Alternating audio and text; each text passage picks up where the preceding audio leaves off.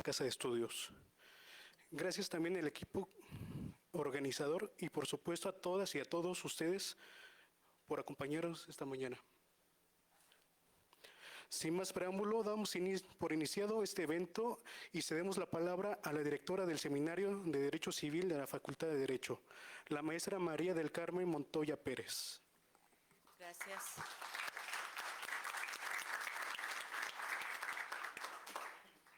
Muy buenos días a todas y a todos. Realmente es un gusto compartir con ustedes este evento en donde el maestro José Antonio Camacho González realmente es, yo creo que pues el alma de todo este evento en la organización y nosotros también en el apoyo, pero también quiero comentarles el apoyo que nos brinda la directora de la Facultad de Derecho, la doctora Sonia Venegas Álvarez, que permite la realización de los eventos en beneficio de los académicos y de todos los interesados para la difusión de la cultura jurídica. Así es de que para mí es realmente un gusto estar con el grupo del maestro, con los invitados también para este evento y desde luego pues todos los ponentes que van a estar, que son de primera línea, que tienen el conocimiento jurídico sobre el tema, que ya verán ustedes lo interesante que es entender y comprender la estructura del contrato de compraventa, pero sobre todo con sus particularidades que se han mencionado. Y esto no solamente enriquece a los alumnos que están aquí presentes, que de una u otra manera van a comprender, entender la importancia de la teoría, de la práctica y de que como cada uno de los operadores jurídicos en los diferentes ámbitos de su actividad tienen su experiencia y que hoy nos vienen a compartir. Así es que muchas gracias a todos los maestros que están aquí en el presidium, que en este momento han querido compartir con ustedes todas sus experiencias, no solamente teóricas, sino también prácticas, y desde luego al maestro Antonio González Camacho por la organización y el apoyo para la difusión de la cultura jurídica. Así es de que, a nombre de nuestra señora directora, la doctora Sonia Venegas Álvarez, damos por inaugurado el presente evento a efecto de que demos inicio al mismo. Muchas gracias.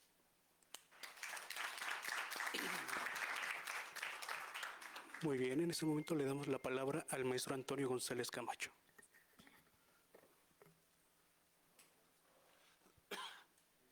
Buenos días a todas las personas que nos acompañan el día de hoy. Agradezco especialmente a la maestra María del Carmen Montoya, porque siempre hemos tenido su apoyo en la organización de este tipo de eventos, siempre, de manera pues continua. Me gusta estar en estos eventos para hacer llegar a todos ustedes pues los conocimientos que impartimos aquí en la Facultad de Derecho y que son de trascendencia, que son muy importantes, tanto para los que estudian Derecho como para las personas que no lo estudian, para que estén informadas de determinados temas jurídicos. Así es que bienvenidos, vamos a dar comienzo a este evento y reitero mi agradecimiento para la maestra María del Carmen Montoya, una persona que siempre ha brindado su apoyo y pues en especial la tengo en gran estima, igual a los ponentes que tenemos también para este evento. Bienvenidos y pues vamos a dar inicio.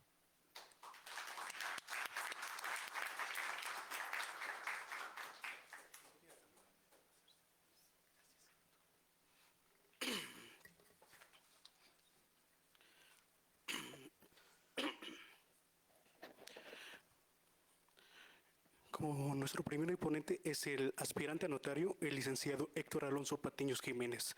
Es un abogado mexicano con sólida formación jurídica y destacada en el ámbito notarial, académico y gremial. Originario de la Ciudad de México, cursó la licenciatura de Derecho en la Escuela Libre de Derecho del 2005-2010, institución en la cual obtuvo el título de licenciado en Derecho el 11 de mayo del 2011, recibiendo una mención especial por su desempeño en el examen profesional. Con más de una década de experiencia, el licenciado Patiño se ha consolidado como un profesional especializado en la materia notarial, Desde el año 2020 funge como abogado titular en las notarías 115 y 85 de la Ciudad de México, desempeñando funciones de alto nivel en la elaboración, revisión y formalización de actos y negocios jurídicos. Su capacitación técnica quedó nuevamente demostrada el 22 de febrero del 2023, cuando obtuvo la patente de aspirante a notario, tras aprobar exitosamente el examen correspondiente ante el Colegio de Notarios de la Ciudad de México.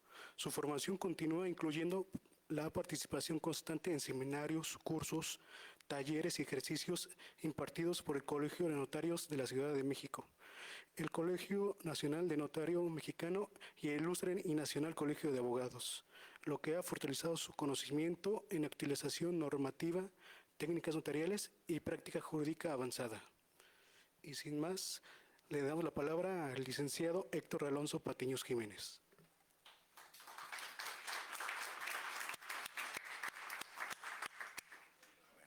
Buenos días a todos, muchas gracias por estar aquí. Quisiera comenzar y agradeciendo desde luego la presentación, agradecer en primer lugar a la Facultad de Derecho de la Universidad Nacional Autónoma de México por haberme permitido la oportunidad de dar clases en esta facultad, en la máxima casa de estudios, y haberme confiado lo más valioso que tienen, que son sus alumnos y esta comunidad jurídica.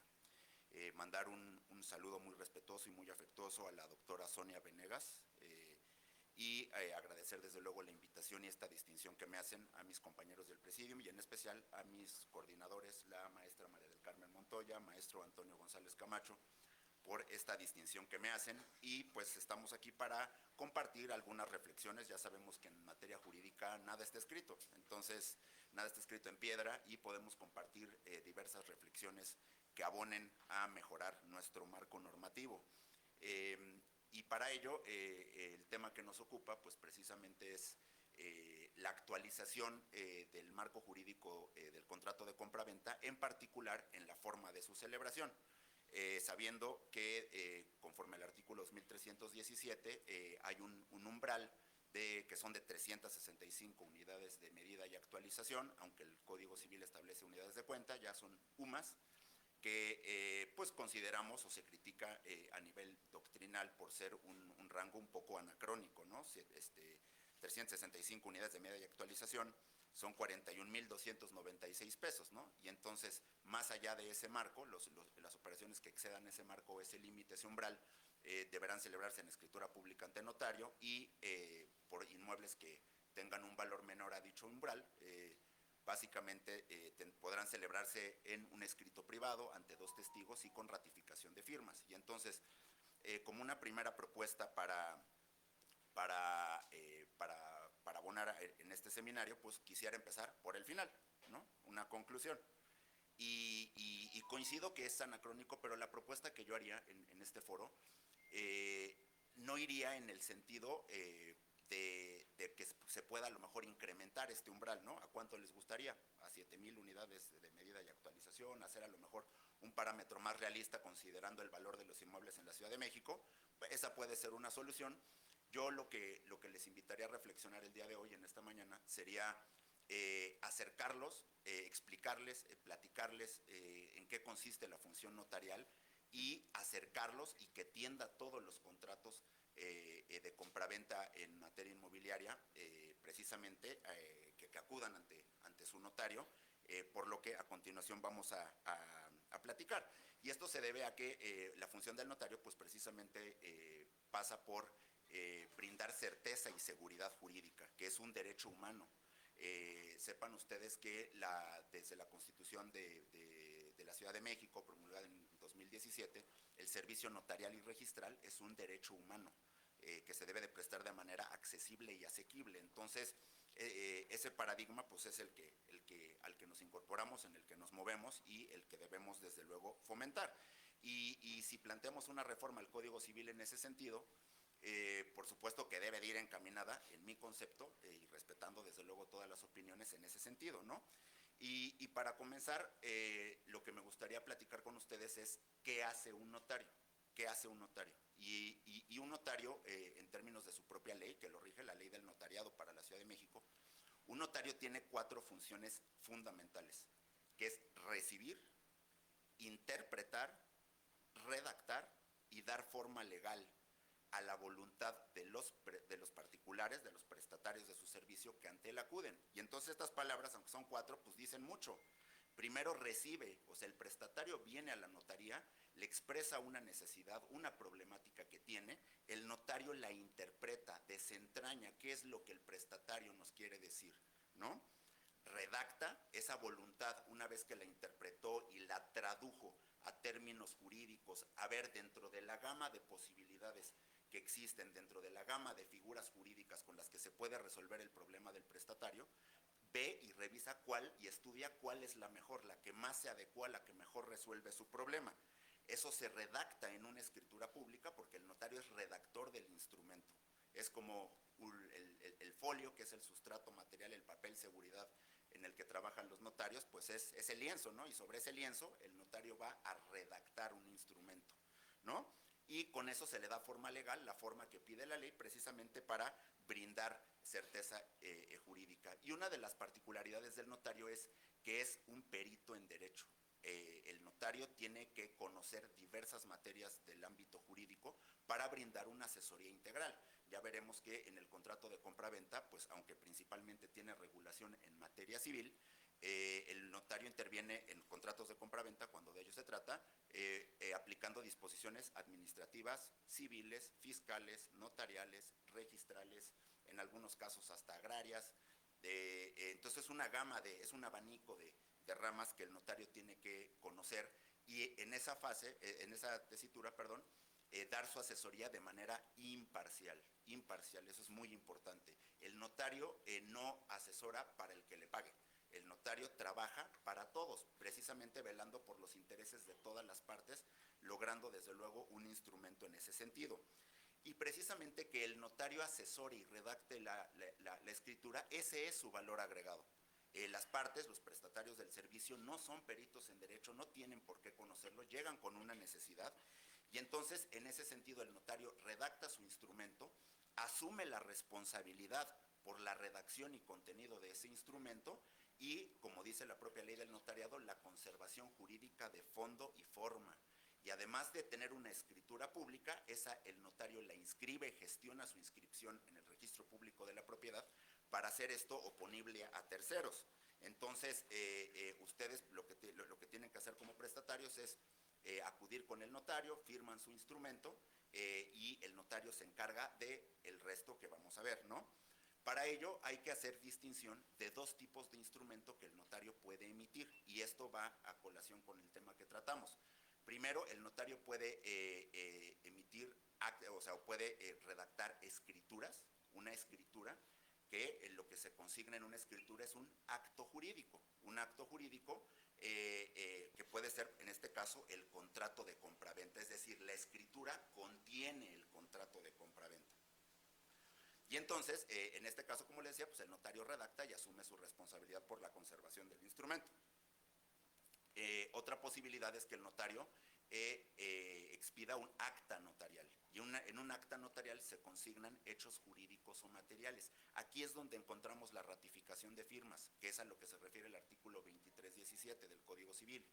La particularidad es que en la ratificación de firmas el notario no redacta el instrumento. Las partes le presentan un documento y únicamente ante el notario reconocen como suyas las firmas y ratifican el contenido que obra en ese documento. Y entonces el notario, la función del notario, que no es que no tenga un valor, pero, o sea, sí lo tiene, pero como verán es distinto nada más cerciorarme de la capacidad de las personas y de su identidad que hacer constar bajo mi autoría el instrumento, ¿de acuerdo? Entonces, en este caso incluso la propia ley del notariado, viendo eso, establece una prohibición para que los actos que por ley o por pacto entre las partes deban constar en escritura pública no se puedan otorgar por ratificación de firmas. O sea, ahí tenemos un indicio de por qué la ley busca busca propiciar que sea el notario quien redacte el instrumento. Entonces, en un sistema de notariado latino, con un notario perito en derecho, lo que más conviene en todo caso es que el notario sea redactor, ¿no? Redactor de este documento. Ahora bien, el notario, como un operador jurídico, forma parte de un sistema, es una parte de un todo. que debe de funcionar armónicamente. El notario no trabaja solo, el notario trabaja de manera coordinada con diversas autoridades, trabaja con el registro público, trabaja con la Dirección de Regularización Territorial, que lo que busca es fomentar la escrituración, fomentar que la gente tenga regularizadas sus propiedades, trabaja con el Instituto de Vivienda, trabaja con las alcaldías, con la Secretaría de Planeación, Ordenamiento Territorial y Coordinación Metropolitana, que antes era la Secretaría de Desarrollo Urbano, para tener un crecimiento y un desarrollo urbano de la ciudad ordenado. Entonces, todo este sistema, si funciona así como una pieza de relojería suiza, si funciona de manera muy armónica, podemos llegar a terminar con un entregable, con una escritura inscrita que le dé seguridad, que le dé tranquilidad a las personas respecto de su patrimonio. Y pues el propio Código Civil, en el artículo que platicamos, se refiere a programas de regularización de la tenencia de la tierra, relaja un poco los requisitos, pero vemos que esto también lo hace el notario. El notario también interviene en programas de regularización de la tenencia de la tierra, celebra convenios el Colegio de Notarios con otras dependencias para participar en programas de escrituración o de otorgamientos de testamentos, voluntades anticipadas, otro tipo de actos que no son materia de este foro, pero con honorarios reducidos, dando facilidades administrativas por las autoridades, dando reducciones fiscales para hacer más económica la escrituración. Y entonces el camino que yo les propongo y que les expongo aquí, pues va en ese sentido, ¿no? Dar facilidades, reconocer la realidad de las personas y que puedan terminar con un documento elaborado por el notario en conjunción con todas estas autoridades, ¿no? Y precisamente, ya encaminándonos casi al final de mi intervención, quisiera platicarles 5 o 6 aspectos prácticos que llegan de manera muy cotidiana a la notaría y donde la intervención y la asesoría del notario sí hace una diferencia, sí hace una diferencia. El primero de ellos, alguien de ustedes seguramente ha escuchado hablar de los contratos de promesa de compraventa. Oye, yo quiero comprar un inmueble y celebro un contrato de promesa, nada más que hay una línea muy fina y muy delgada entre hacer un contrato de promesa de compraventa y un contrato de compraventa que ya tenga un principio de ejecución, ya sea porque me dieron la posesión del inmueble, ya sea porque di un dinero a cuenta como una especie de anticipo, y las consecuencias, y aquí el maestro González Camacho, maestro de contratos, no me dejará mentir, pues eso ya detona consecuencias fiscales, consecuencias de riesgos, transmisión de propiedad, quién pierde la cosa, evicción. O sea, entonces no es lo mismo un contrato de promesa puramente dicho que un contrato de compraventa, aunque sea a nivel privado. Y si bien el contrato de promesa no se tiene que celebrar a nivel escritura pública, el notario sí puede dar su asesoría y prestar sus instalaciones para que ahí se celebre. Entonces, por ejemplo, ahí podremos decir, oye, no den anticipos a cuenta del precio, oye, ¿van a pactar penas convencionales? ¿Qué plazo van a pactar para celebrar el contrato? Entonces, esa asesoría claramente da un valor agregado a la hora de instrumentar una operación que desde que se empieza a gestar, más o menos toma entre 4 a 6 semanas en que se termina documentando y firmando la escritura. Pero hay que cuidar qué es lo que pasa en ese lapso, ¿no?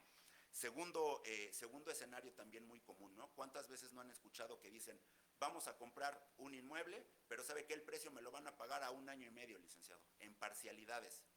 ¿Qué hacemos? Es un acuerdo perfectamente normal, pero ahí la asesoría del notario puede radicar en decir, ¿qué figura ocupamos? ¿Qué modalidad de la compraventa nos gusta? ¿Una compraventa en abono simple? ¿Hay confianza entre las partes? ¿Qué plazo van a dar? Podemos celebrar una compraventa con reserva de dominio, una compraventa con cláusula rescisoria, y esa cláusula rescisoria inscribirla en el registro público, hacer una compraventa y ponerle una garantía hipotecaria. ¿Qué opción? Entonces, en ese abanico de opciones, el notario les hace verdaderamente un traje a la medida. Ahí es cuando el notario interpreta la voluntad de las partes y dentro de ese abanico de posibilidades, ahí es cuando puede proponer una solución, ¿no? ¿Qué pasaría en caso de incumplimiento? Si tiembla, Dios no lo quiera, pero tiembla y se cae el inmueble, ¿quién pierde la cosa? ¿Qué pasa con un desperfecto? O sea, muchas cosas que las partes tienen que conocer para manifestar su voluntad de manera consciente e informada, ya que les digo, para grupos sociales vulnerables, para un adulto mayor que está vendiendo una casa, Ahí la asesoría del notario no puede venir en un documento que no tenga la asesoría y sobre todo la responsabilidad de un especialista, ¿no? Siguiente supuesto, alguien de aquí vive en un condominio, en un departamento que esté en un régimen de propiedad en condominio, pues si el inmueble que vamos a comprar forma parte de un régimen de propiedad en condominio, ¿qué tenemos que saber? ¿Conocemos la escritura constitutiva? ¿Conocemos el reglamento interno? Porque hay obligación del notario de constatar la entrega de ese reglamento, ¿no? ¿Estamos al día en cuotas de administración, ordinarias, extraordinarias? Porque esa responsabilidad se la termina quedando la parte adquirente, ¿no? Y después dicen, es que yo no sabía, debía 200,000 pesos de cuotas, el inmueble está moroso, ¿no? ¿Qué pasa con las sanciones por incumplir las disposiciones de la escritura constitutiva? Entonces, eso sería un aspecto. Otro siguiente, por supuesto, usufructo y nuda propiedad, conceptos con los que estamos familiarizados, ¿no? Es un nuevo esquema a la que la gente está recurriendo como un tema de planeación patrimonial. Si yo desmembro el derecho de propiedad, por ejemplo, entre padres e hijos, ¿cómo lo regulo? ¿Quién se encarga de hacer las reparaciones? ¿Quién se encarga de la conservación? ¿Quién paga los servicios? Todo eso debe de estar regulado. ¿Cuál es el aspecto fiscal, no? Y finalmente, ya para terminar un par de aspectos, aspecto administrativo, ¿no? Temas de uso de suelo. ¿Cómo está regulado desde el punto de vista de desarrollo urbano este inmueble que estoy adquiriendo? ¿Puedo poner una oficina donde es una casa? ¿Tengo uso de suelo habitacional? ¿Puedo remodelarlo? Si tengo que hacer una demolición, ¿a qué estoy sujeto?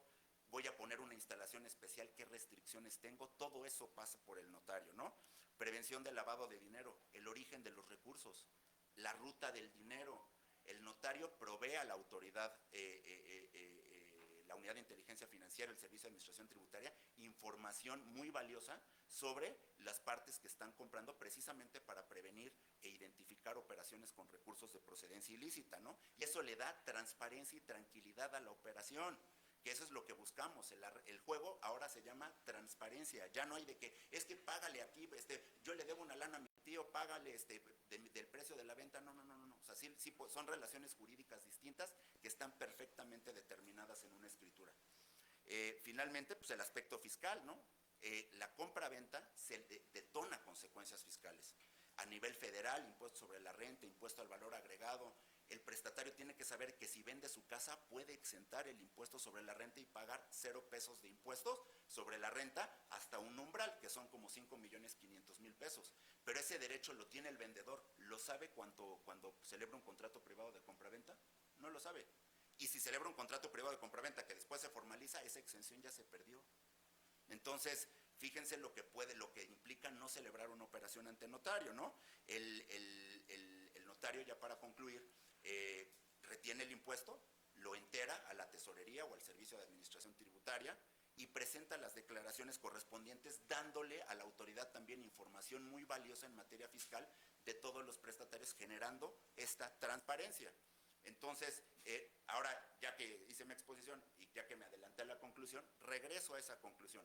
Lo que me ha tocado ver en mi experiencia es que todos estos aspectos, que son muy sencillos, que no son todos, por supuesto, pero son aspectos que cuando el documento se celebra en documento privado se pasan por alto. Entonces, en aras de brindar un mejor servicio, de acercar a la ciudadanía al servicio notarial, y esto lo ha hecho el colegio a través de diversas campañas, que el martes ciudadano, las consultorías jurídicas gratuitas en diversas sedes, en Iztapalapa, Xochimilco, Coajimalpa, Álvaro Obregón, en la colonia Cuauhtémoc, hay sedes del colegio de notarios donde la gente se puede ir a recibir asesoría sin ningún costo. Precisamente considero, y es un punto de vista muy personal, que la ruta va por ahí y que al final del día eso nos permitirá que la gente tenga un documento, una escritura que les brinde certeza y seguridad, que tengamos un entregable para precisamente cumplir con la función hacia la ciudadanía y hacia la sociedad a la que servimos y a la que nos debemos. Muchísimas gracias.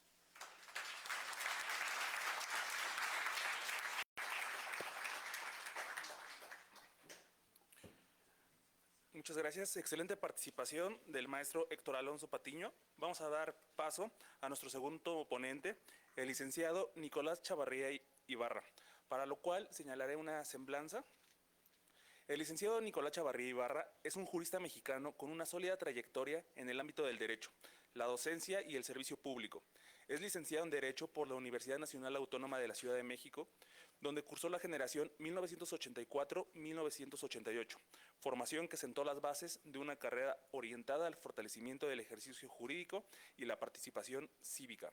Entre 2001 y 2004 se desempeñó como profesor de las materias de Derecho Penal, Derecho Constitucional y Derecho Procesal Civil en la Universidad Francisco Larroyo, contribuyendo a la formación académica de nuevas generaciones de profesionales del derecho, destacando por su capacidad analítica y clara metodológicamente. Desde 1990 y hasta la actualidad, funge como director jurídico del despacho Chavarría Ibarra y Asociados.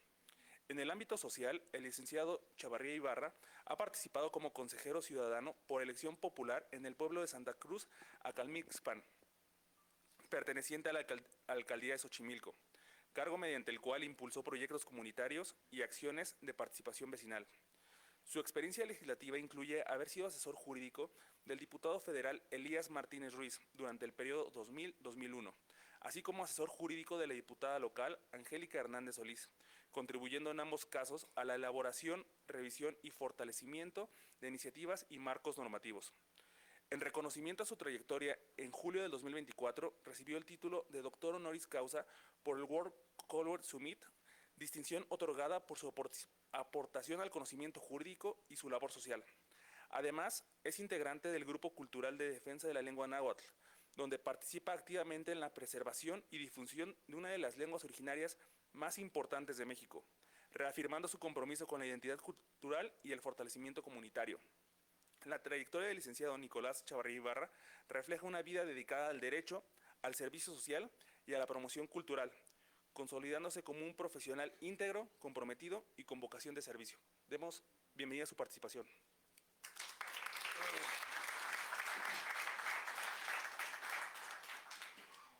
Gracias. Es para mí un honor estar con ustedes, a la comunidad universitaria, al presidium que nos acompaña y al público también que está presente. Yo voy a dar un punto de vista referente a lo que es la postulación, o sea, lo que conocemos comúnmente como litigantes, que en sí es postulante. ¿Por qué? Porque a lo largo de 40 años de ejercicio profesional, uno va aprendiendo muchas cosas a través del tiempo. Uno sale de la facultad a veces inocente, y más si no se tiene la experiencia de haber sido pasante, hay un desconocimiento total de lo que es la práctica jurídica. Durante ese tiempo se han ido aprendiendo muchas cosas y tenemos que la compraventa, como ya lo refirió mi antecesor, hay dos figuras importantes, que es el comprador y el vendedor. El postulante regularmente va a asesorar al que compra, regularmente, también al que vende. Pero es importante que antes de elaborar un contrato de machote no se cometan errores, porque esos errores van a repercutir en futuras nulidades que van a echar abajo esa compraventa que se ha hecho. Y sobre todo defender al que te está pagando, porque nosotros dependemos de quién, del cliente. Si el cliente no nos paga, pues no hay ningún ingreso económico, por obvias razones. Entonces hay que destacar aspectos importantes que el Código Civil nos marca. Por eso la experiencia se basa en el estudio de los artículos, para no cometer errores y plasmarlos inocentemente en el contrato de compraventa. Por eso, por ejemplo, tenemos que el artículo 2269 del citado Código Civil nos dice que nadie puede vender lo que no es suyo. Es algo lógico y un principio jurídico básico. Pero muchas veces, comúnmente la gente dice, pues me va a vender mi tío. ¿Por qué? Porque es el mayor. Y el tío pues firma, se hace el formato de compraventa, firma, pero entonces, ¿qué es lo que tiene que hacer el abogado postulante? ¿No están pagando? Bueno, yo tengo la obligación de investigar si ese predio que va a vender, ¿a nombre de quién está? ¿Está inscrito en el registro público de la propiedad o no? Si esa persona que vende es casado, ¿por qué si es casado, en su conyugal tiene que firmar la esposa? ¿Por qué? Porque tiene que dar el consentimiento de ese acto jurídico, porque va a recibir un dinero. Y muchas veces, si la esposa es excluida, hay una sociedad conyugal, ¿a qué da lugar? A un juicio de nulidad. Obviamente que nada más puede vender un 50% con el consentimiento de, y en la totalidad habiendo un conocimiento pleno de las dos partes. Otro error que se comete, a veces el bien que se va a vender viene de una sucesión testamentaria o intestamentaria. Obviamente me tiene que comprobar, o yo tengo que comprobar que exista la declaratoria de herederos, que hay una albacea, y esa compraventa no la puede firmar solamente un coheredero, debe haber el consentimiento de todos los coherederos, si es el caso, y de la albacea supuestamente también. Entonces, también hay que analizar si ese bien no está embargado, no está hipotecado, porque es importante saber eso para ver qué tipo de forma yo le voy a dar a mi contrato. También debemos entender y dejar claro que el artículo 2270, que nos dice que la venta de cosa ajena es nula. Cuando alguien vende una cosa que no es de él, en automático es nula de pleno derecho. Y el abogado que está haciendo el contrato lo debe de saber. Porque muchas veces, si yo desconozco la ley, pues lo voy a plasmar erróneamente y vendo. O la persona que va a vender compra. Pero sabemos de antemano que ese contrato es nulo, cuando no es el propietario legítimo. Ahora, otro error que se comete, y es muy común en los abogados que no tienen la capacidad, la experiencia. El artículo 2272 del código que estamos ocupando, el Código Civil, nos dice que ¿quién no puede comprar? Miren, los jueces, los magistrados, el Ministerio Público, los abogados patronos, los peritos, no pueden comprar los bienes de los que forman parte. Yo como postulante, y es muy común caer en ese error, a veces llega la gente, oiga, licenciado, quiero hacer una compraventa, pero no sé a quién le corresponde, ¿no? Entonces dice el abogado, bueno, pues tú asegúrame el pago con el bien. Hablamos de bienes grandes, obviamente, ¿no? Yo te cobro el 20%, el 30% de la total del bien. Y lo firmamos. Se comete un error. Porque ese contrato, a veces se gana el asunto y hacemos una compraventa para que te paguen. Es un error, porque el artículo me está prohibiendo que no puedo comprar ese bien. Obviamente, yo lo compro, hago una compraventa simulada para que pase a mi poder. Ya gané el asunto, ¿no? Ya me pagaron. Ese contrato es nulo de pleno derecho. ¿Y quién lo va a hacer valer? Lo va a hacer valer a lo mejor cualquier persona interesada, y en automático, en base a ese ordenamiento, ese contrato tiene una nulidad absoluta de compraventa. Va a ser nulo. ¿Por qué? Porque yo no me percaté de esa cuestión. Entonces también tenemos que indicar que los derechos litigiosos, a veces se vende una propiedad que está en litigio y yo no lo sé, y la persona que vende lo tiene que declarar. ¿Sabes qué? Ese asunto, esa compraventa está en litigio. Yo como abogado, ¿qué tengo que hacer? Tengo que cerciorarme que ese litigio exista. Tengo que acompañar a la persona al juzgado y ver cuál es el estado procesal de ese asunto, para que yo en el contrato yo lo plasme. Se encuentra en tal juicio, en tal juzgado, se encuentra en tal etapa procesal, para que la persona que compre, bueno, ya está comprando bajo un riesgo, que le están plasmando. Habiendo esa declaración, el contrato ya no va a ser nulo. ¿Por qué? Porque yo estoy avisando a mi parte, en este caso al comprador, de que ese contrato tiene puntos litigiosos. Y entonces, yo como abogado tengo que asesorarme de que ese juicio realmente exista, que sea real. Poniendo esa declaración, el contrato ya no es nulo. Acá otra cosa muy importante, ¿no?, que nos dice,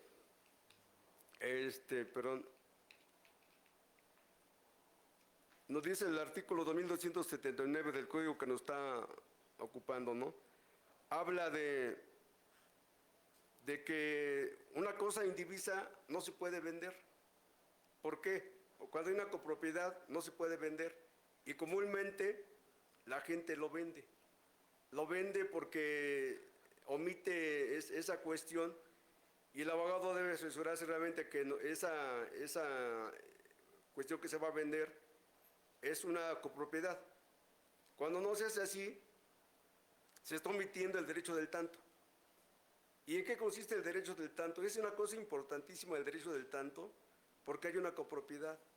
El artículo 973 y 974 del Código Civil que estamos ocupando nos indica cuál es el derecho del tanto. Yo como copropietario, si tengo 2 copropietarios, 3 copropietarios, tengo que notificarles a mis copropietarios. Deseo vender la parte que me toca a mí, la tercera parte, suponiendo que está en 3 partes, la quiero vender. Tengo que avisarte al uno, al segundo y al tercero que la voy a vender. Y tengo 8 días para, bueno, yo tengo que hacerlo por vía notario o por vía judicial. Regularmente los notarios no lo hacen, ignorando por qué no lo hacen, no ejercen el derecho del tanto. Entonces yo tengo que hacerlo vía judicial a través de un juez. Se hace a través de vía jurisdicción voluntaria. ¿Sabes qué, copropietario 2 y 3? Voy a vender mi copropiedad. ¿Te interesa o no te interesa? Expresa lo que tú quieras, dentro del término de 8 días. Pasando esos 8 días, ya ese derecho se perdió. Y si yo no lo ejerzo o yo omito, muchas veces, ¿qué es lo que pasa? Se vende la propiedad ignorando a mis copropietarios y muchas veces son desposeídos, dando origen a un juicio de nulidad absoluta de compraventa. ¿Por qué? Porque no se ejerció el derecho de tanto.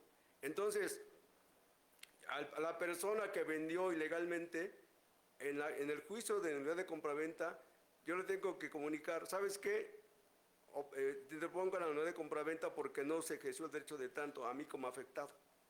Entonces, él tiene que demostrar, el demandado tiene que demostrar que efectivamente sí lo notificamos o no lo notificamos.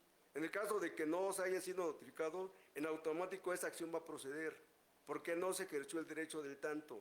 Entonces, ¿yo qué voy a pedir en mi demanda como afectado, como actor? Bueno, que estoy pidiendo la nulidad de la compraventa, pero también le voy a pedir que se nulifiquen los documentos presentes y futuros que tengan relación sobre los hechos controvertidos. ¿Para qué? Para que en su momento el juez de conocimiento, el juez civil de foro común, los declare nulos. Posteriormente, cuando la sentencia causa ejecutoria, el juez tiene que girar oficio al notario público o al juzgado que ratificó ese contrato. ¿Para qué? Para que lo declare nulo. Y en el contrato debe aparecer, se declara nulo la compraventa mediante sentencia de fecha tal, tal, tal, tal. Eso es lo que se te va a obtener por haber hecho un contrato de mala forma, por haber hecho un contrato ilegal. Entonces, por eso es importante que los jóvenes que deseen en algún momento postular tengan ese conocimiento, porque muchas veces se desconoce y la gente te paga, y para eso le pagué abogado. ¿Para qué? ¿Para que me tienen problemas? Pues eso es lo que sacamos muchas veces por no conocer el derecho, por no aplicarlo en beneficio de los intereses de tu cliente, porque decimos obviamente, a ti te va a pagar pues, el cliente, no te va a pagar la parte contraria, ¿verdad? Obvio. Y tienes que defender los intereses de tu cliente de la forma más legal posible. Entonces, es importante que eso lo tengan en cuenta los abogados, futuros abogados. También tenemos ¿qué es la nulidad absoluta? Bueno, sabemos que la nulidad absoluta, por regla general, no desaparece por la confirmación o la prescripción. Es decir, ese es un derecho que no prescribe mientras esté vigente todavía el contrato, ¿sí? No va a prescribir. Pero miren, después de esa semblanza tan breve por el poco tiempo que tenemos, porque es un tema extenso, muy extenso, que no acabaremos nunca de explicar muchas cuestiones. Acá lo que refería el compañero que me antecede, el citado artículo 2317 del Código Civil, ¿por qué se origina ese supuesto? Anteriormente, parece que hasta el año 1982, los jueces mixtos de paz eran jueces que conocían de materia civil y penal a la vez. Esos ya se extinguieron. Entonces, uno llegaba con su contrato y le decías al secretario de acuerdos, quiero ratificar mi contrato. Llevaba y te lo ratificaba. Llevabas a los testigos, te lo ratificaban. Y entonces no había promoción ninguna. Nada más era así, tan simple. Te pones de acuerdo con el secretario de acuerdos, llegaba y firmaba el juez, te daban tu comparecencia, ya te sellaban el contrato, y eso es lo que quería la gente. Eso a la gente le daba seguridad jurídica, nada más. Pero ¿qué pasó? Hablo del caso donde se ha litigado más, Xochimilco, Milpalta, Tláhuac, conocía al juzgado 33º de paz, de mixto de paz, y se cometieron muchos fraudes, porque íbamos de común acuerdo con otras personas que se dedicaban a despojar bienes, llevabas tu contrato, te lo ratificaban, y ya tenías derecho a despojar a cualquier persona, un juicio civil. ¿Sabes qué? Yo soy un juicio plenario, era lo más común. ¿Sabes qué? Yo tengo mejor posición que tú.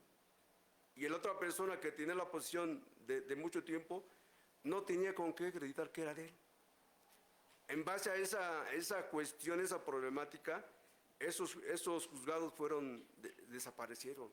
Ya tendrá que unos 10 años que desaparecieron los juzgados mixtos de paz, pero en el 80, hasta esa fecha, el 82, funcionaban todavía. Y se ponía casi por regla general 500 pesos. Era una cantidad simbólica, pero el juez la aceptaba también de común acuerdo. A raíz de eso, mucha gente se robó los hechos. Mucha gente falsificó la firma de los jueces. Y cuando había algún litigio, me tocó muchas veces, o me ha tocado algunas veces, todavía, cuando se le pide al tribunal que informe si tal juez conoció del asunto o era juez, resulta que ya no estaba el juez. Entonces, obviamente, no fungió en el periodo que aparece el contrato. Eso dio lugar a que fuera a la desaparición de estos juzgados. Posteriormente, ¿qué es lo que tenía que hacer el litigante? A veces había gente, o hay gente todavía, que conserva los sellos y te hace contratos con fechas atrasadas. Pero obviamente, mediante una pericial bien elaborada, vas a demostrar que el sello es falso, que el sello es reciente, que la firma no corresponde con la del juez de ese tiempo. Y son instrumentos que el litigante, el postulante los debe tener para hacerlos valer en el momento procesal oportuno. A raíz de eso, en lo que toca a una posible reforma al citado artículo que estamos cuestionando, se proponen algunas alternativas. Obviamente, que el vendedor acredite fehacientemente con documentos públicos que es el dueño. Yo soy el dueño, aquí estoy, ¿sí? Y que declare bajo, esto es decir, verdad, que todo lo que está manifestado es cierto. ¿Para qué? Para evitarse futuras nulidades, para que este encuadramiento que estamos dando sea para un bien común. Pero eso corresponde a quién, al legislador. Desgraciadamente, el que legisla no sabe del derecho común. Está ajeno a lo que vivimos en el mundo jurídico, en la práctica jurídica. El que legisla carente de toda realidad jurídica de la que estamos viviendo. Entonces es importante también que le exijamos al legislador que proyecte, que haga proyectos, que mejore este ambiente jurídico, porque muchas veces, ¿a qué nos obliga? A vivir en la zozobra, en la incertidumbre. Quisiera abundar muchas cosas, pero respeto mi tiempo. Muchas gracias.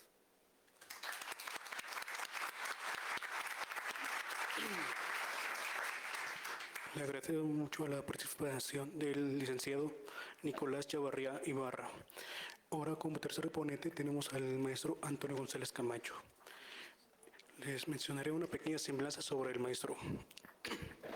Antonio González Camacho es un jurista académico y humanista mexicano, cuya trayectoria de más de 35 años de servicio ininterrumpido como catedrático en la Facultad de Derecho de la UNAM.